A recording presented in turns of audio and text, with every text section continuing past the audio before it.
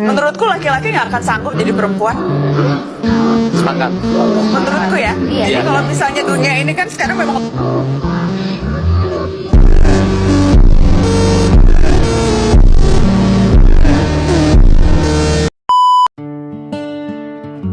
Recently, social media has been filled with a viral phrase, is a sepakat. A simple phrase, yet it sparked countless discussion about power, authority, and whose voice is ultimately heard in decision making. This excerpt from the viral sepakat clip has led many viewers who did not watch the full video to conclude that women are difficult to understand, and that simply saying the word sepakat is sufficient to avoid debate, causing women to remain silent immediately. However, in the complete version of the video, this segment appears at the very end of a broader discussion concerning the perceived advantage of being a man. Therefore, the excerpt has been taken out of its original context, potentially leading to a misinterpretation of the intended message. Fundamentally, both men and women encounter their own distinct challenges and experiences. These differences cannot be directly equated or reduced to a simple comparison of which gender is better. Rather, such differences should be understood as complementary in nature. In an equitable society, men and women should support and complement one another while enjoying equal rights and opportunities, recognizing that each contributes unique strength and perspective to social life. Interestingly, long before this conversation became popular online, history had already recorded a remarkable example of women occupying positions of authority and shaping major political decisions. If today's discussion about women's leadership still often create debate, imagine the situation in the 17th century, when much of the world still believed that women belonged only in domestic spaces.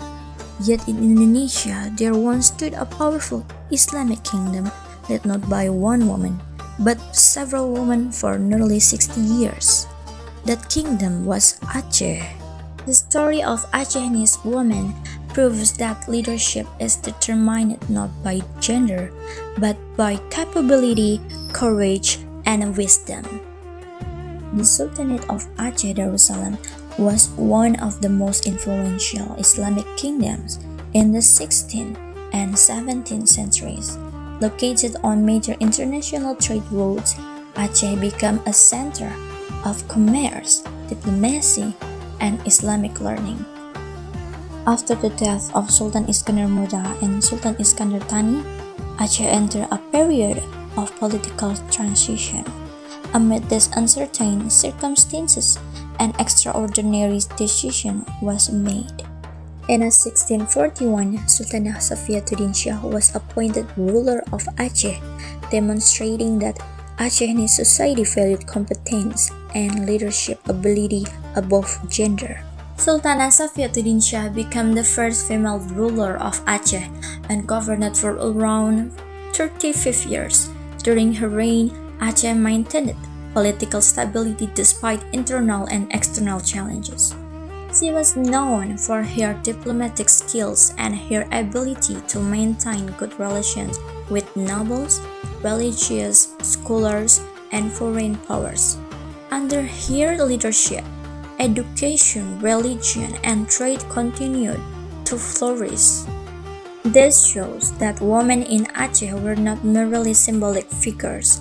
They actively governed and shaped the future of the kingdom.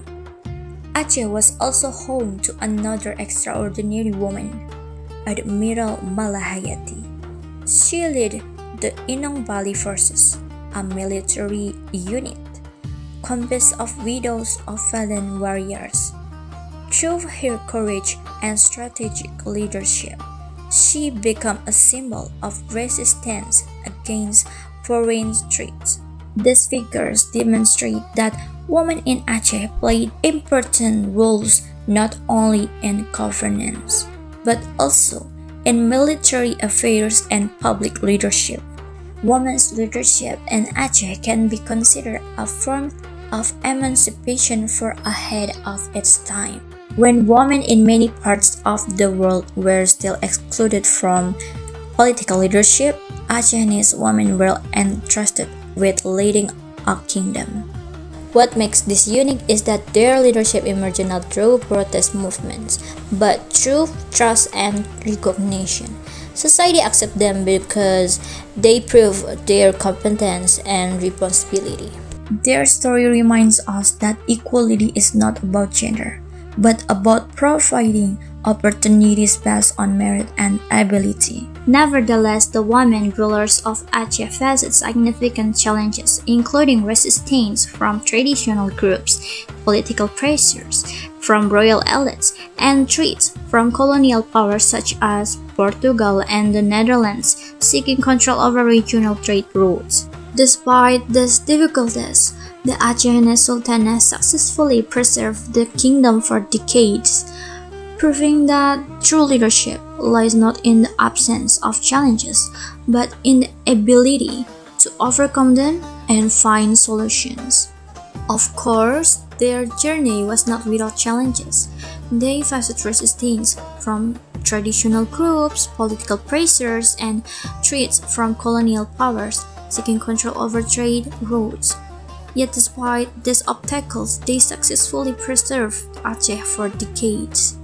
Their legacy reminds us that courage, intelligence, and leadership are not determined by gender, but by the ability to contribute and make a difference.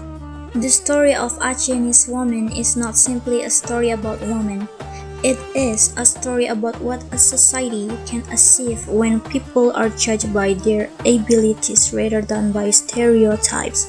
The success of Sultanah Safiatuddin Shah, Admiral Malahayati, and many other Acehnese women demonstrates that when women are given equal opportunities, the benefit extends far beyond women themselves.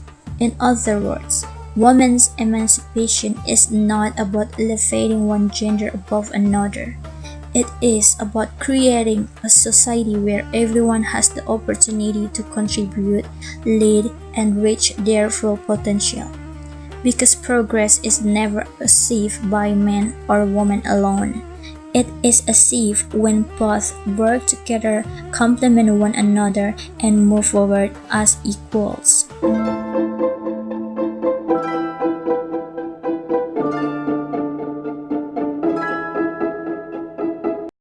Thank you.